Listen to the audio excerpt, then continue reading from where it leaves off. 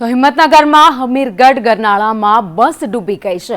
ધોધમાર વરસાદને કારણે ગરનાળામાં પાણી ભરાયા, ત્યાંથી બસ પસાર થતા બસ ડૂબી ગઈ હતી। રેલવે અંડરપાસમાંથી પસાર થતા એસટી બસ ડૂબી છે। આ દ્રશ્યો જે સામે આવી રહ્યા છે, ધોધમાર વરસાદ બાદ આ સ્થિતિ સર્જાઈ છે। જે મુસાફરો હતા, બસનો ડ્રાઈવર છે, જીવ બચાવવા માટે બસની ઉપર ચડી ગયા છે। વધુ અપડેટ સાથે સંવાદદાતા હિતેશ અમારી સાથે જોડાયા છે। હિતેશ, ગરનાળામાં પાણી ભરાઈ ગયું, આખી બસ ડૂબી ગઈ। જી ભાવિની, સાબરકાંઠામાં અવિરત ચાર તાલુકામાં વરસાદ છે। તેમાં પ્રાંતિજમાં 5 ઇંચ કરતા વધારે વરસાદ ખાબક્યો।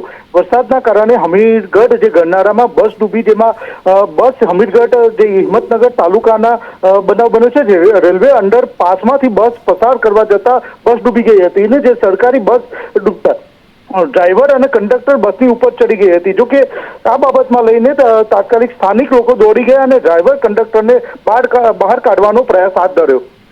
આભાર માહિતી માટે। જે દ્રશ્યો સામે આવી રહ્યા છે, વરસાદ બાદ તારાજી અને મુશ્કેલીઓ વધી રહી છે।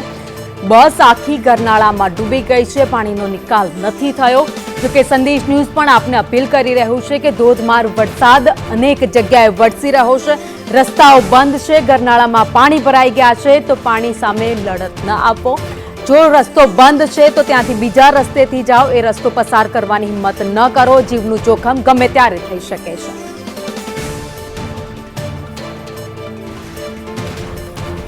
તો સાબરકાંઠામાં 4 દિવસથી અવિરત વરસાદ વરસી રહ્યો છે અને આ ભયાનક દ્રશ્યો છે જે સામે આવ્યા છે।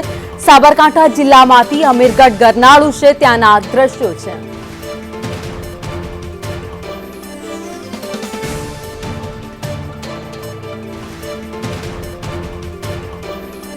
તો વરસાદી પાણી વચ્ચે બેદરકારીના દ્રશ્યો પણ જોવા મળી રહ્યા છે, કારણ કે ગરનાળામાં પાણી ભરાયેલું હતું, તેમ છતાં પણ બસના ડ્રાઈવરે ત્યાંથી બસ પસાર કરવાની હિંમત કરી અને ત્યાં વચ્ચોવચ્ચ બસ ફસાઈ ગઈ। જોકે સદનસીબે વાત એ જ છે કે બસમાં કોઈ પેસેન્જર ન હતા, જેના કારણે મોટી જાનહાનિ ટળી છે। બસની ઉપર કંડક્ટર અને ડ્રાઈવર બંને પોતાનો જીવ બચાવવા માટે ચડી ગયા હતા। જોકે સ્થાનિકોને જાણ થઈ અને ત્યાં સ્થાનિકો દોડી આવ્યા હતા।